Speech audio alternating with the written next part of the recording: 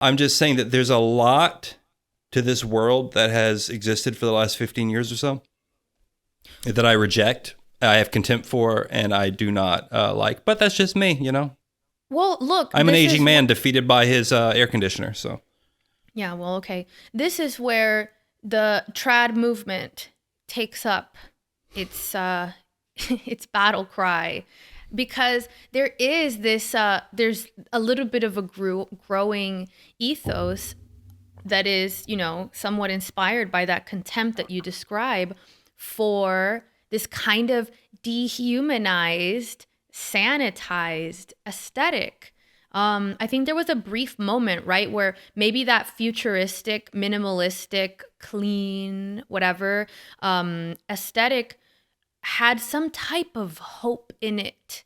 The same kind of hope that we see in like going to space once upon a time. This thing that the future will be cleaner, the future will be simpler, the future will just like fall into place in such a more simple way. That's how the design looks. But actually, it's been dehumanized and anonymized in a way, right? Because here's the interesting thing is that all glass is relatively the same. When you have a building that's built, once upon a time with bricks where people had to, there was this artisan element to the construction of the materials and the putting the materials together. There was so much more of this human impact and interaction with what was constructed.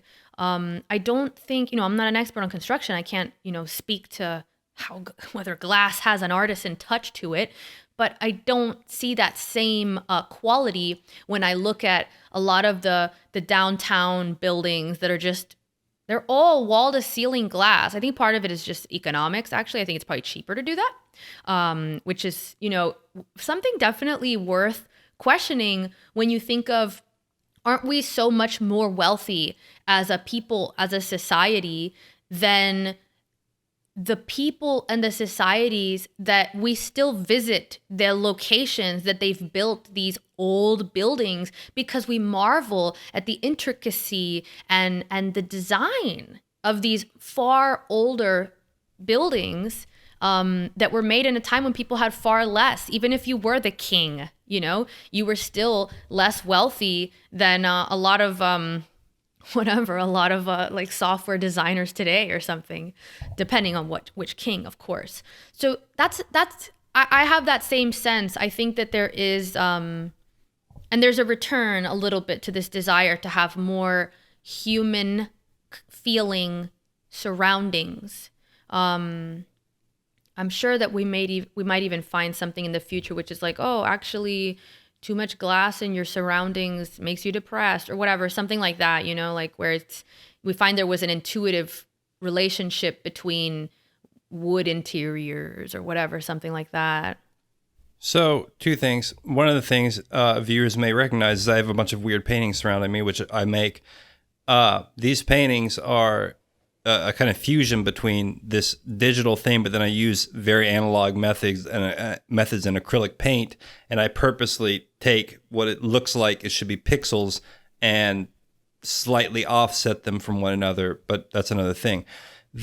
I'm not an expert on architecture, but I don't care. I have a podcast, so I can just say whatever I want. You can label it misinformation. There's it doesn't matter anymore. Architecture misinformation. Yeah, I don't care. It doesn't matter. It's okay. It's okay not to listen to me either. I'm wrong about things.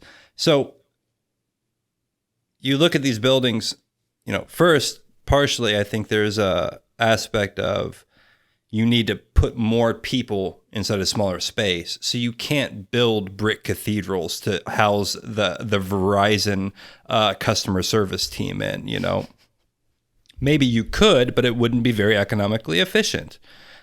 Maybe I would prefer it, but, I imagine there are people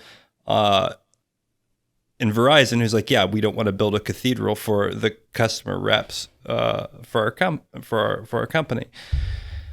Glass, also, these big skyscraper glass buildings, if I'm not mistaken, it seems like there's always glare. You can't see what's happening inside of them, right? Like, so there's this.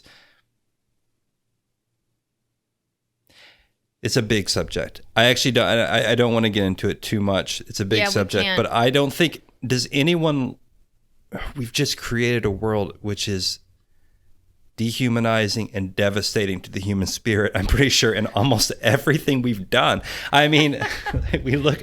Well, I look it at the makes phone. sense though. Yeah, because I think that there's a lot of this anti-human ethos in things because I think humans fundamentally dislike themselves. And I think that there is like this Puritan, self-loathing spirit that comes out in everything we do. It seems like, because we don't do penance somewhere else anymore. Instead, we just create an ugly world that makes us do penance as we go about our day. I don't know. No, because again, we make this mistake of like, we're not in charge. Me and you are not in charge. It's like we're not in charge of designing the true. logo for Facebook.